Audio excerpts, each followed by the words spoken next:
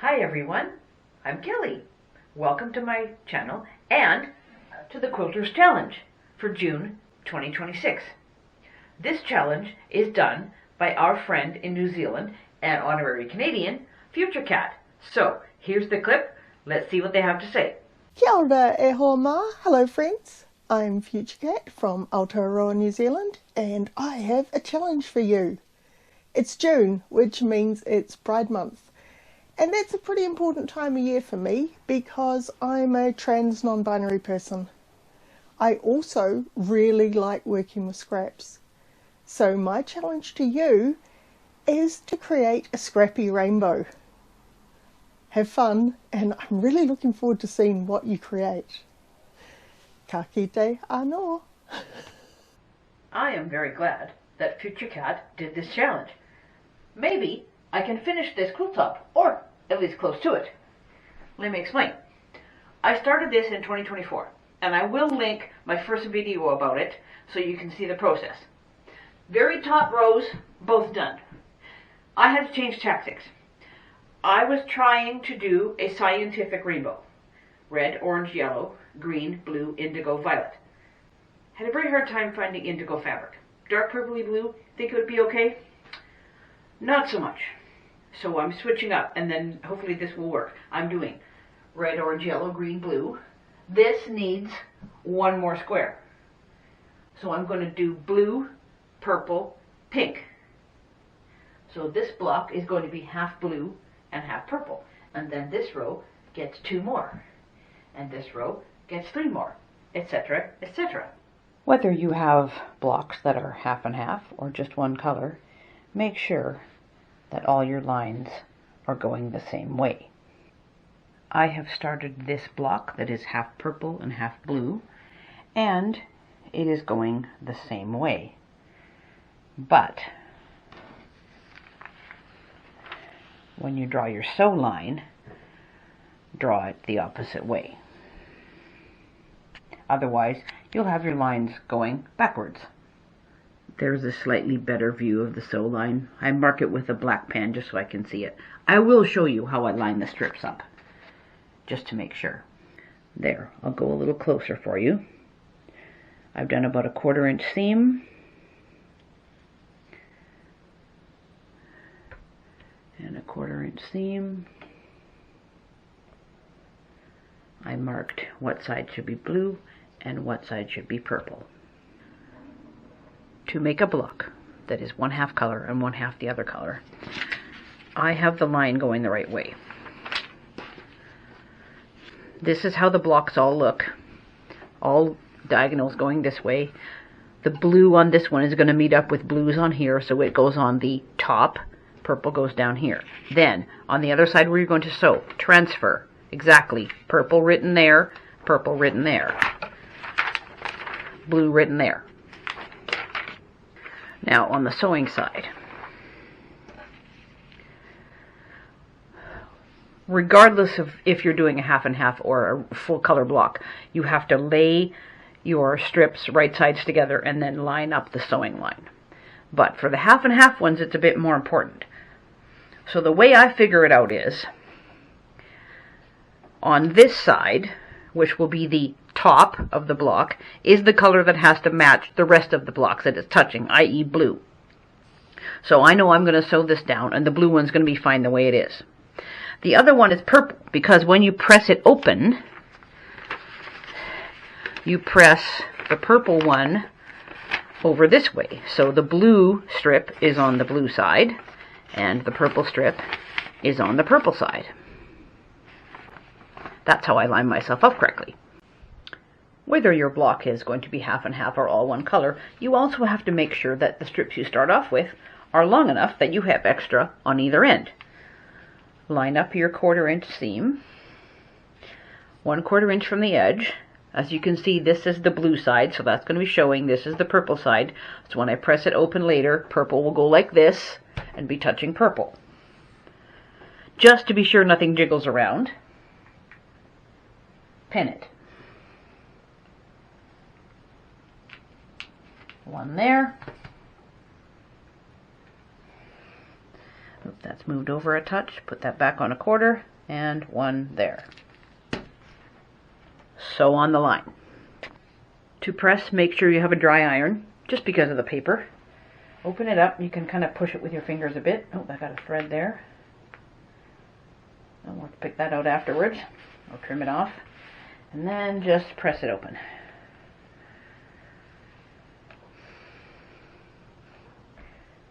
Like so.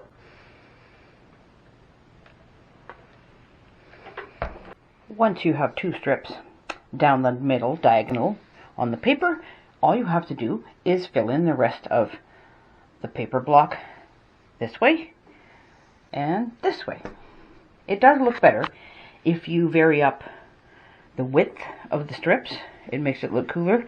And yes, that is a print, but it reads blue. And there's not going to be that much of it. I would not do blue fabric with yellow flowers, because that would not read blue at all.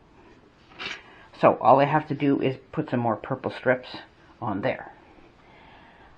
I have tentatively chosen these blue strips to go here, so that one will be long enough. Make sure it's hanging over your paper, good enough on both edges, and that one's fine. And then this one will probably finish off that corner. That's all you really have to do to make these blocks. The beginning can be tricky, but the rest of it's easy. It is very easy to trim these blocks to size, because the paper is how big it needs to be. So, line your ruler up carefully.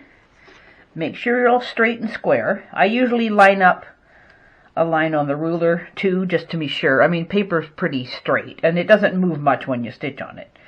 So just line up your ruler really carefully along the edge of the paper. I'd like to put a weight on it. Saves jiggling around.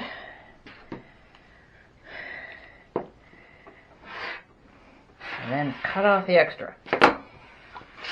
Most of this is all scrap. And the way I like to do it next is turn it around completely. Always make sure, though, that your fabrics that you've sewn on are nice and flat and good to go. But rather than do like this side then this side, I go across and then I do the short sides. I just find it seems more straight. I don't know if I'm probably being paranoid about it, but that's what I've always done. Let me just do this one. Whoops, I didn't go far enough back down here. Pardon me if I bump the camera too, because it's right there by my arm, so you guys can see. Okay, that's better. Now, weight it. I gotta go way back down here where you probably can't even see me. And cut all that off. Put that in my scraps. Now this big piece I'm gonna save, because that could be a corner or something. So put that in my pile. Pretty simple. When I first started this quilt, I drew myself up this diagram. Now obviously it's the wrong way around, because I have my red up there. But as I do a block, I mark it off as done. So there, top two, top three, good to go. That's the one I just did. It goes here. I don't take off the paper until I'm going to sew it onto another block. So this block is the half blue and half purple for right there. Once I sew that on, the third row's finished. Then I have to do a half purple and half blue one here, and a full purple one here. Carry on, like that. I've got a fully purple block done in that spot, so that is 4 rows that have enough blocks. I made the remaining 3 blocks for row 5 as well. There's one that's half blue, half purple, one that's completely purple, and one that is half purple and half pink. And there are only 2 more rows to go. I want to get the top rows sewn together just to get them out of the way.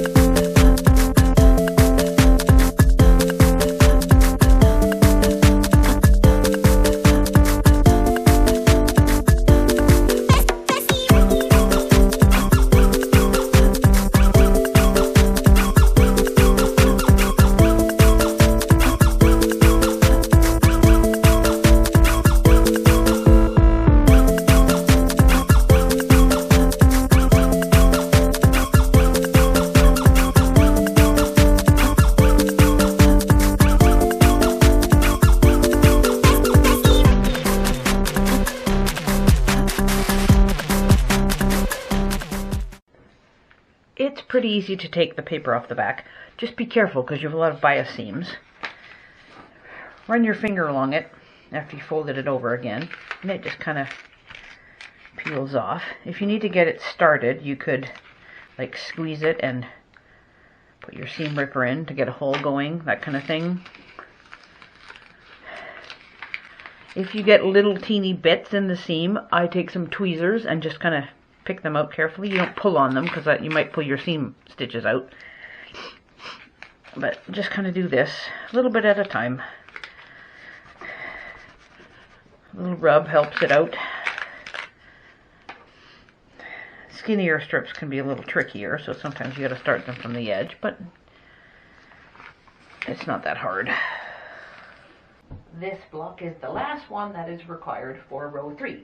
So I'm just going to sew this onto the end of this row, and that one's all good to go.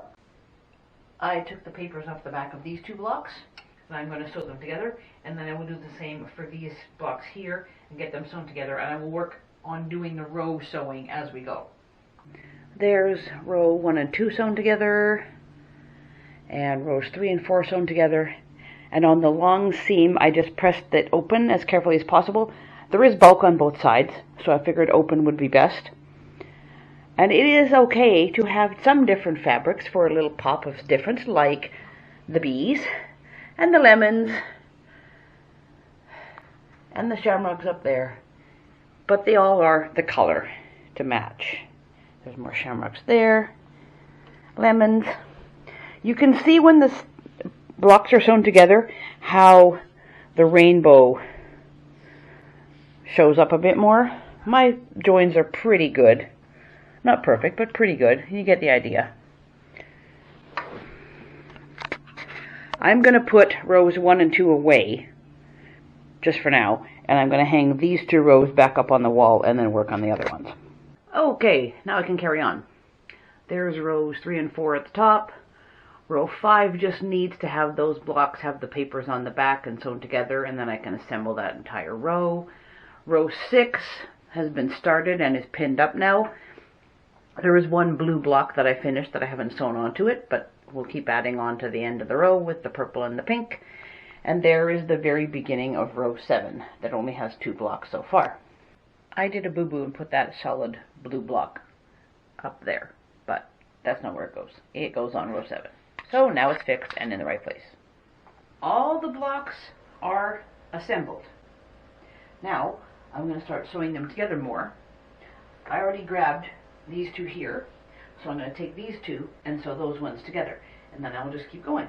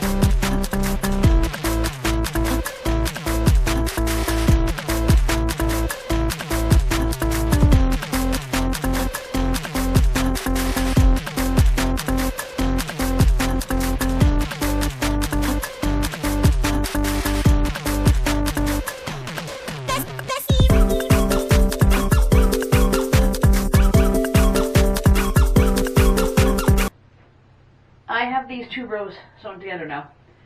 I'm just pinning them back up for the moment because I want to do the bottom one first before I do any more, and then I will put the bottom row on the bottom of this row.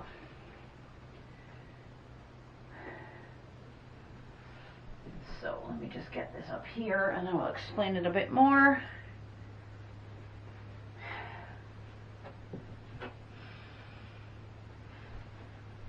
stay there for a little bit.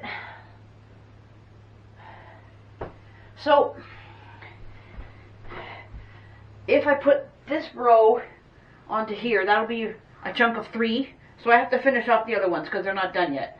So I just got to finish this row here and get that assembled. Then I can sew it onto here. Then I can sew these onto this, and then the top 2 rows on the top, and the whole thing's all put together, and I just have to wait to get it quilted. And the scrappy, strippy, rainbow quilt is done. Well, the top anyway. It is not quite queen size bed. Isn't quite long enough. Plenty wide enough though. It's pretty big.